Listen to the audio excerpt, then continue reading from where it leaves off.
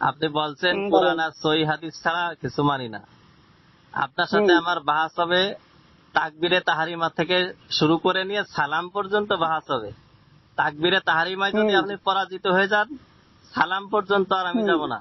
কথা বুঝে আসছে? আর আপনি তাকবীরে তাহরিমা থেকে যদি আপনি আমার এই প্রশ্নের জবাব দিতে পারেন, তাহলে আমি তো আপনার অনুসারী হয়েই যাচ্ছি। আর যদি আপনি না দিতে পারেন, আপনি আমার অনুসারী হয়ে যাবেন। এখন আপনি হ্যাঁ কি না আপনি সেটা বলেন। ভাই, ওই আপনার সেই লোকরা আমার সাথে এখনো দেখা করে নাই যে বাহাসের নির্দিষ্ট বিষয়গুলা ঠিক করবে।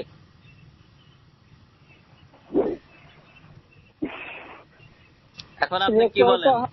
আপনি আপনি কোন বিষয়ের পরে বাহাস করবো এই বিষয় নামাজ?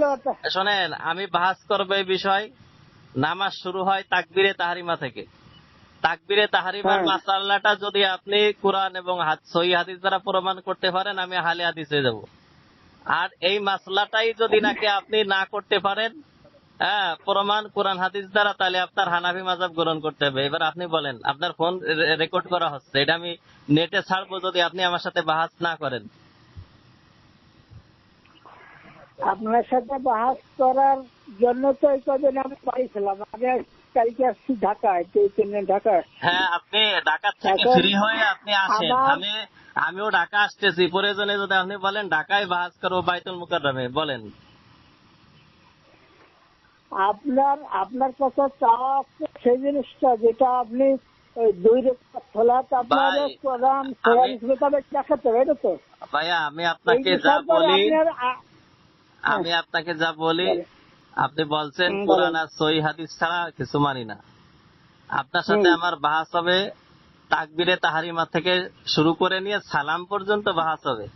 তাকবীরে তাহরিমায় যদি আপনি পরাজিত হয়ে যান, সালাম পর্যন্ত আর আমি যাব না। কথা বুঝে আসছে? আর আপনি তাকবীরে তাহরিমা থেকে যদি আপনি আমার এই প্রশ্নের জবাব দিতে পারেন, তাহলে আমি তো আপনার অনুসারী হয়েই যাচ্ছি। আর যদি আপনি না দিতে পারেন, আপনি আমার অনুসারী হয়ে যাবেন। এখন আপনি হ্যাঁ কি না আপনি সেটা বলেন। আপনাকে এখন আমি বলি, আপনি আমার কোরআন এবং সহিহ হাদিসের থেকে 2 রাকাত সালাত না দেখাতে পারলে আমি আপনার পক্ষে হব না। আর যদি আপনি দেখাতে পারেন, আমি আপনার পক্ষে হব। আর আপনারে আমি 2 রাকাত সালাত কোরআন আর সহিহ হাদিস অনুযায়ী দেখাবো। শোনেন, কোনো ঠিকাদার লাগবে না। মাহবুব ভাই, আমার শরিয়াতের দলিল আমি 4টি মানি: কোরআন, সুন্নাহ, ইজমা, কিয়াস। আপনি 2টাকে প্রত্যাখ্যান করেন, মানেন না, বরং মানাকে শিরক মনে করেন। সুতরাং আপনি যদি নাকি কোরআন এবং সহিহ হাদিস দ্বারাই ইজমা কিয়াস বাদ দিয়ে তাকবীরে তাহরিমার মাসলাটা যদি আপনি পরিপূর্ণ আমাকে দেখাতে পারেন, তাহলে আমি কেন ইজমা এবং কিয়াস মানবো? আমিও কোরআন এবং সহিহ হাদিস মানবো। আসেন আমার এই টপিকে আসেন। শুকরিয়া। এই কথাটা শোনার জন্য আর আপনি বলার জন্য আমি আপনাকে ধন্যবাদ জানালাম। ধন্যবাদ দিয়েছেন। হ্যাঁ, আমিও আপনাকে ধন্যবাদ জানাবো। আল্লাহর কসম, আমি আপনাকে অনেক উলামা ইকরামকে সাক্ষী রেখে বলতেছি, আপনি যদি এইভাবে শুধু এবং কোরআন হাদিসকে সামনে রেখে ইজমা কিয়াসের আশ্রয় না নিয়ে যদি আপনি পারেন, আমি আহলে হাদিসে যাব। ঠিক আছে? ইনশাআল্লাহ। আচ্ছা, তাহলে আপনি এবার বাড়ি এসে আমাকে এই দিবেন, বাহাসের তারিখ দেবেন। আমি এই কথাটা রেকর্ড করে রাখতেছি। ঠিক আছে? তারিখ দেবো। আপনার একটা লিস্ট দিতে হবে। বিষয়টা শুধু 2 রাকাত সালাত কোরআন এবং সহিহ হাদিস থেকে দেখাতে হবে। এর বাহাস হবে আপনার সাথে। এটা তো কথা। হ্যাঁ, আলহামদুলিল্লাহ। তাহলে আপনি একটা লিস্ট দেন এবং লিস্টটা করে আপনি একটা সাইন করে দেন।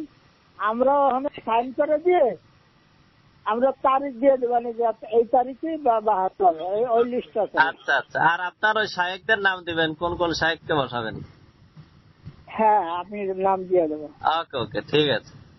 তাহলে ঠিক আছে, আপনি যদি আমাকে পরবর্তীতে কোনো বৈঠকের জন্য আমার কাছে না আসেন বাড়ি এসে, তাহলে এটা আমি 1 সপ্তাহ পরে এটা আমি ছাড়বো, অনলাইনে ছাড়বো। ঠিক আছে?